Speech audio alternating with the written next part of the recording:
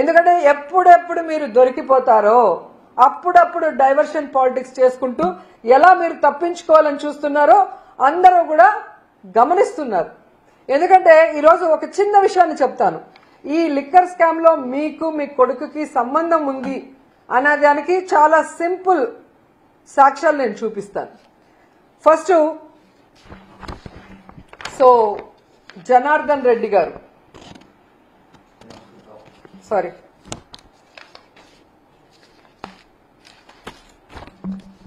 జనార్దన్ రావు గారు.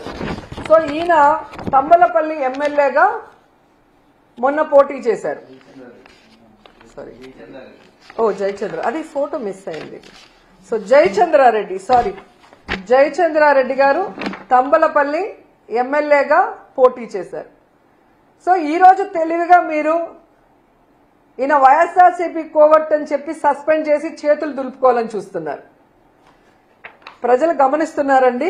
ఈ జయచంద్రారెడ్డికి మీరు బీఫామ్ ఇచ్చేటప్పుడు పక్కనే జనార్దన్ రావు A1 మొలకల చెరువులో ఇబ్రహీం పటేల్లో ఫ్యాక్టరీలున్న ఈ జనార్దన్ రావు గారు కూడా పక్క నుండి తీసిచ్చారు. అండ్ ఈరోజు సౌత్ ఆఫ్రికాలో ఏదో వైఎస్ఆర్సీపీ వాళ్ళతో వీళ్ళు బిజినెస్ చేస్తున్నారని మీరు చెప్పడం ప్రజలకి బుర్ర లేదనుకొని మీరు అనుకుంటున్నారేమో కానీ మీకు బుర్ర లేదు అనేది ప్రజలు గమనించాల్సిన విషయం. ఎందుకంటే ఎమ్మెల్యేగా కంటెస్ట్ చేసిన వ్యక్తి తన అఫిడవిట్ లో వెస్ట్ ఆఫ్రికాలో తాను బిజినెస్లు ఎలా చేస్తున్నానో క్లియర్ కట్ గా తన అఫిడవిట్ లో మీకు ఇవ్వటం జరిగింది. అఫిడవిట్ లో అబద్ధం చెప్పరు కదా. ఎన్నికల ముందు మీరు ఎలా సీట్ ఇచ్చారు, ఆయన కంటెస్ట్ చేసే ముందు అఫిడవిట్ లో ఏం పెట్టాడో మీరు చూసే ఇచ్చి ఉంటారు. ఎందుకంటే నిజంగా మీకు మంచోళ్ళకే ఇవ్వాలి అనుకుంటే గతంలో ఎమ్మెల్యేగా చేశారు 2014లో, 2019లో ఓడిపోయిన శంకర్ యాదవ్కి సీట్ ఇవ్వకుండా ఇతనికి ఇవ్వాల్సిన అవసరం ఏమొచ్చింది? ఈరోజు లిక్కర్ స్కామ్ బయటపడ్డ తర్వాత ఇతను వైఎస్ఆర్సీపీ కోవట్టు అని సస్పెండ్ చేసి ఈరోజు మీరు నాటకాలు ఆడటం ఎంతవరకు కరెక్టు? ఎందుకంటే సౌత్ ఆఫ్రికాలో బిజినెస్ చేస్తే ఈరోజు మొలకల చెరువు సౌత్ ఆఫ్రికాలో ఉందా, ఆంధ్రప్రదేశ్లో ఉందా? ఇబ్రహీంపట్నం సౌత్ ఆఫ్రికాలో ఉందా, ఆంధ్రప్రదేశ్లో ఉందా? నువ్వు ముఖ్యమంత్రిగా ఉన్న రాష్ట్రంలో, నీ కొడుకు రెడ్ బుక్ రాజ్యాంగం చేస్తున్న ఆంధ్రప్రదేశ్ రాష్ట్రంలో విచ్చలవిడిగా ఫ్యాక్టరీని నెలకొల్పి మద్యం బాటిల్ని కల్తీ చేసి ఏ విధంగా వాళ్ళ డ్రైవర్లే ప్రతి మద్యం షాపుకి, బార్లకి, బెల్ట్ షాపులకి వేస్తూ అరెస్ట్ అయ్యారో నిన్న మొన్న మనం అందరం గమనించాం, ప్రజలు గమనించారు. మరి వైఎస్ఆర్సీపీ కోవట్ అయితే ఎందుకు మీరు ఇచ్చారు సీటు? డైవర్షన్ పాలిటిక్స్ చేస్తున్న మీకు నేను సూటిగా చెప్తున్నా, నిజంగా వైఎస్ఆర్సీపీ కోవట్ అనుకుంటే వైఎస్ఆర్సీపీ నుంచి వచ్చిన నెల్లూరుకు చెందిన వేమిరెడ్డి గారిని, ప్రశాంతి రెడ్డి గారిని, కోటంరెడ్డి గారిని, అలాగే తిరుపతి ఎమ్మెల్యేగా ఉన్న శ్రీనివాసులు గారిని, అలాగే గుంటూరు జిల్లాలో ఉన్న లావు కృష్ణ గారిని, అలాగే గొలుసు పార్థసారథి గారిని, సుభాష్ గారిని, వీళ్ళందరినీ ఎందుకు సస్పెండ్ చేయలేదు? దాంట్లో కొంతమందికి ఎందుకు మంత్రి పదవులు ఇచ్చారు? అంటే తప్పుడు పనులు చేసి దొరికిపోతే వాళ్ళు వైఎస్ఆర్సీపీ వాళ్ళని చెప్పటం, వైఎస్ఆర్సీపీ కోవట్లు అని చెప్పి తప్పించుకోవాలన్న ప్రయత్నం చేయటం, లేదంటే వాళ్ళు దొంగలు దొరల్లాగా వేల కోట్లు సంపాదించుకుంటూ మీకు ఇవ్వాల్సిన ముడుపులు ఇచ్చేస్తూ ఉంటారు. మీరు పట్టించుకోరు. ఎందుకు ఇది నేను చెప్తున్నాను ఇంత గంటాపదంగా అంటే, ఈ లిక్కర్కి మూలం సురేంద్ర నాయుడు. ఈ సురేంద్ర నాయుడు అనేవాడు లోకేష్ గారికి మీకు ఎంత సన్నిహితులో ఒకసారి అందరూ కూడా రాష్ట్ర ప్రజలు గమనించాలి. ఈ సురేంద్ర నాయుడు అనే అతను తెలుగుదేశం పార్టీ అవునా కాదా? ఈయన చంద్రబాబు నాయుడుకి లోకేష్కి కావాల్సిన వ్యక్తి కాదా? మరి ఈయన ద్వారా మద్యం ఏ విధంగా దొరికింది? తంబలపల్లిలో 17,000 లీటర్లు, ఇబ్రహీంపట్నంలో 3,000 లీటర్లు ఎలా దొరికిందో మీరు చెప్పాలి. ఎందుకు మీకు ఈయన క్లోజ్ అని నేను ఇంత గంటాపదంగా చెప్తున్నానంటే, ఈ కట్టా సురేంద్ర అనే వ్యక్తి 2006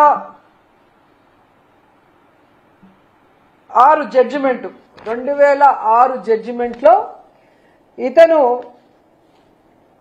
ఒక వ్యక్తిని పొడిచి చంపేశాడు అని ఇతనికి లైఫ్ ఇంప్రిజన్మెంట్ ఇచ్చారు.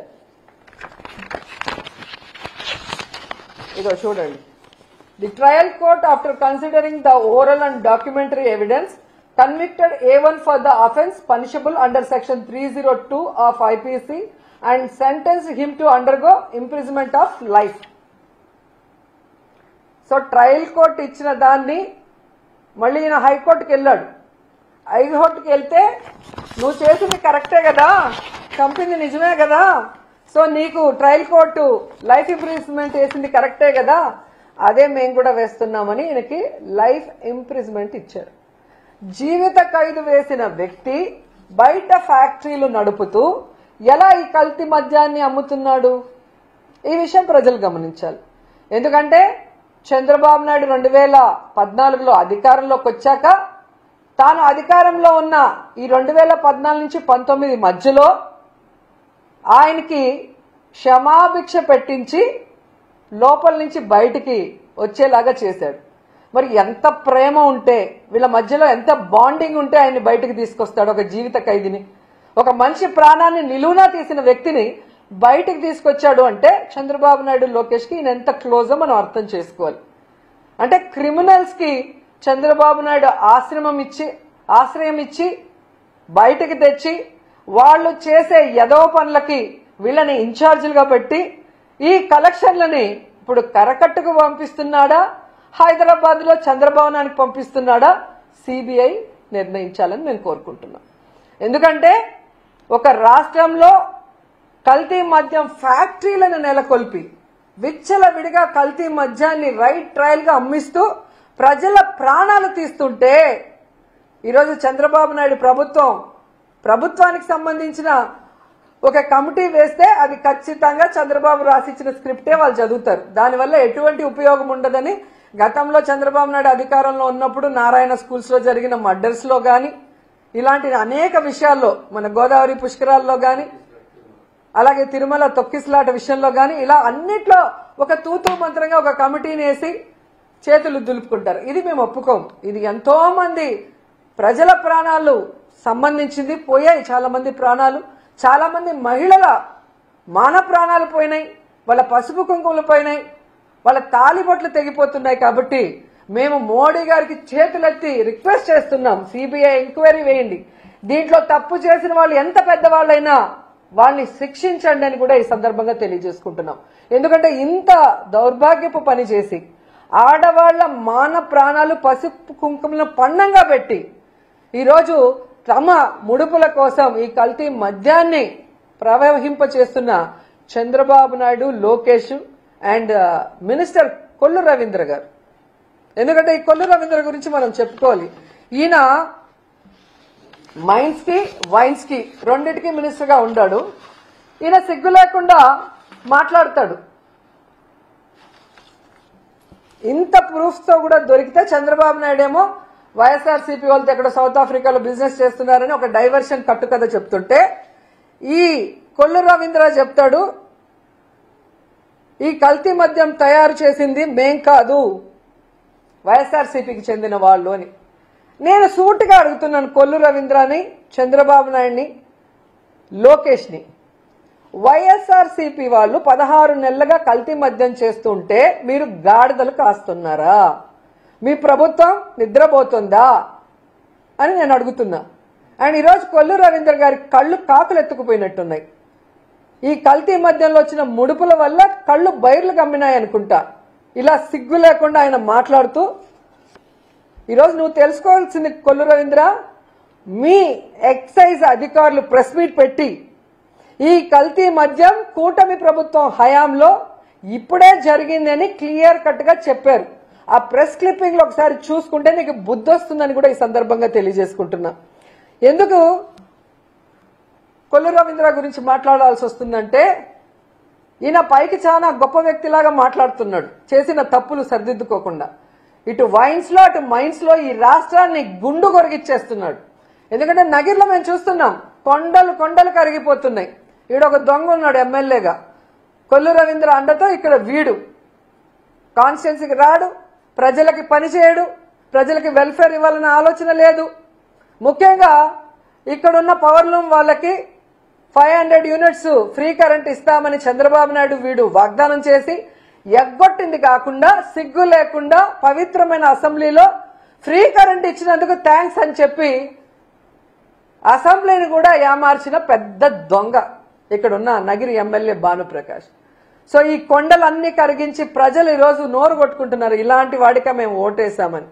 ఇలా ప్రతి నియోజకవర్గంలో మట్టి దోచుకోవటం, కొండల్ని కొరిగేయటం, కల్తీ మద్యాన్ని బెల్ట్ షాపుల ద్వారా విచ్చలవిడిగా అమ్మించి ప్రజల ఆరోగ్యంతో, మహిళల మాన ప్రాణాలతో, పసుపు కుంకుమలతో చెలగాటమాడుతున్నందువల్ల ఇతని మీద ఖచ్చితంగా కేసు పెట్టాలి, ఇతన్ని మంత్రిగా సస్పెండ్ చేయాలని కూడా డిమాండ్ చేస్తూ ఇతనితో పాటు ప్రిన్సిపల్ సెక్రటరీ ముఖేష్ కుమార్ మీనా పైన కూడా ఎంక్వైరీ చేయాలి అనేసి కోరుకుంటున్నాం. ఎందుకంటే ఈయన ఈ మీనా హయాంలోనే ఎన్నికల ఈవీఎంలను ఎలా కల్తీ చేశాడు, ఆ రోజు ఎన్నికల ఈవీఎంలను కల్తీ చేయడమే కాకుండా ఈరోజు మీరు చూస్తే ఈ కల్తీ మద్యం ద్వారా ఎంతమంది మహిళల జీవితాలు నాశనం చేశాడో దానికి ముఖేష్ కుమార్ మీనా కూడా కారణం. కాబట్టి వీళ్ళందరి మీద సిబిఐ విచారణ వేసి వీళ్ళందరినీ కూడా పనిష్ చేయాలి. ఈ రాష్ట్రంలో కల్తీ మద్యాన్ని, గంజాయిని, డ్రగ్స్ ని